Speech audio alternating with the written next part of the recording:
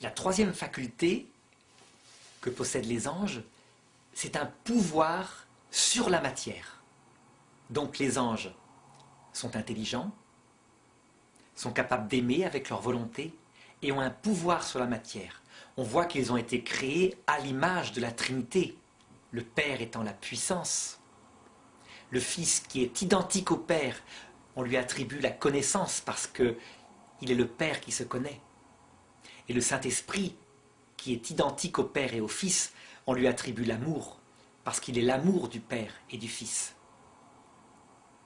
Donc Dieu a bien créé les anges à son image aussi. Si Dieu leur donne, dès leur création, un pouvoir sur la matière pour la faire bouger, c'est un pouvoir concret, un pouvoir d'organisation. C'est lié à ce fameux principe de subsidiarité dont je parlais dans la leçon précédente. À savoir que dès le départ de leur création, Dieu dit aux anges qu'il leur demande un travail d'ingénierie, un travail d'organisation du monde en vue d'autres créations qui vont suivre, dont la création de l'esprit humain. Et les anges sont très heureux de cela, parce que ça leur correspond tout à fait. Ils sont des intellectuels, ils aiment servir en exerçant leur puissance. Alors très concrètement, la Bible nous donne quelques exemples de cette puissance des anges sur la matière.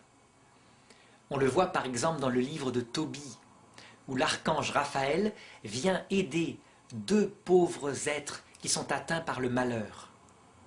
Et il vient les aider en se façonnant, dit la Bible, un corps humain apparent. Au point que Tobie, qui fréquente ce compagnon qui est à côté de lui, ne va jamais deviner qu'en fait c'est un ange. Il a l'impression de le voir manger, mais l'ange va lui dire à la fin, ce n'était qu'une apparence. Eh bien voilà, les anges ont la puissance de se fabriquer, en se servant de la matière, un corps apparent, qui est sans doute palpable, qui n'est pas seulement un corps de lumière. Mais attention, leur puissance n'est pas infinie. Ils ne peuvent pas s'unir un vrai corps humain. Ou alors ils le font par une forme de possession démoniaque, en tirant par la psychologie comme un marionnettiste les fonctions vitales d'un être humain. Ils ne sont pas Dieu, ils ne peuvent pas se faire homme. C'est pour ça, quand certains lisent mal la théologie catholique et pensent que le dernier antéchrist, ce sera un ange incarné, eh bien ces personnes-là font une erreur de théologie. L'antéchrist, il est uni au démon comme un collaborateur. On peut dire que c'est un sorcier, un homme qui vénère le projet de Lucifer et que Lucifer aide par la puissance de ses prodiges. Mais l'antéchrist n'est pas une personne avec Lucifer. Il n'est pas Lucifer fait homme. L'ange n'a pas le pouvoir. Le pouvoir des anges sur la matière consiste à la faire fonctionner selon ses lois propres, qu'ils utilisent au rythme de la matière, quelquefois en les accélérant un peu. Ils ne peuvent pas contrer les lois fondamentales de la matière. Une puissance qui appartient à Dieu seul, qui lui est au-delà de toutes les puissances. Par exemple, pour reprendre le déplacement local, l'exemple que j'avais pris dans la leçon précédente concernant Dieu, un ange pourrait très bien déplacer un corps humain d'un endroit à un autre, mais il ne pourrait jamais le faire instantanément. Il ne pourrait le faire que selon les lois des possibilités de la matière de ce corps humain. Donc, selon les lois qu'a décrit Einstein, et encore, le corps humain serait sans doute détruit à ce moment-là. Disons qu'il peut les déplacer très vite. Et obligé, parce que c'est un corps humain, de le faire passer successivement à travers tous les lieux intermédiaires du point A au point B. Donc, s'il y a un mouvement rapide d'une personne qui est, mettons, à Paris et qui se retrouve, mettons, 10 minutes plus tard à Londres, eh bien ça peut être dû à un ange, effectivement. Parce que là, il y a bien un mouvement qui n'est pas instantané.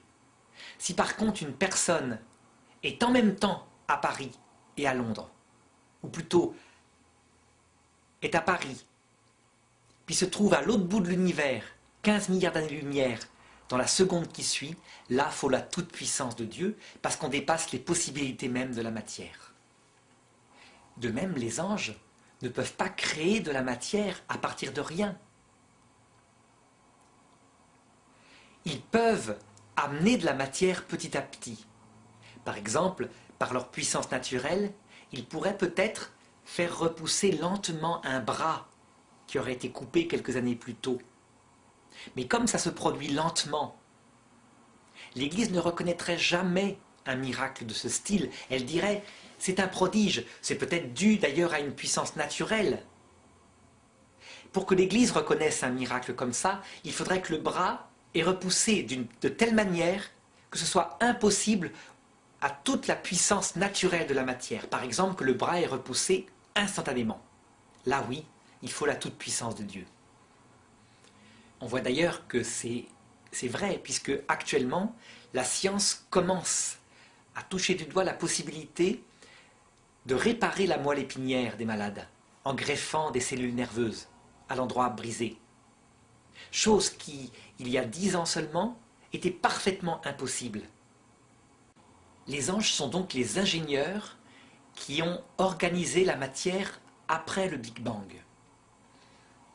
Et quand on regarde le travail qu'ils ont fait sur la matière, on touche du doigt l'immensité de leur puissance. Mais une puissance qui tout de même s'exerce avec un besoin de temps. Ce qui explique les milliards d'années qui nous séparent du Big Bang jusqu'à maintenant.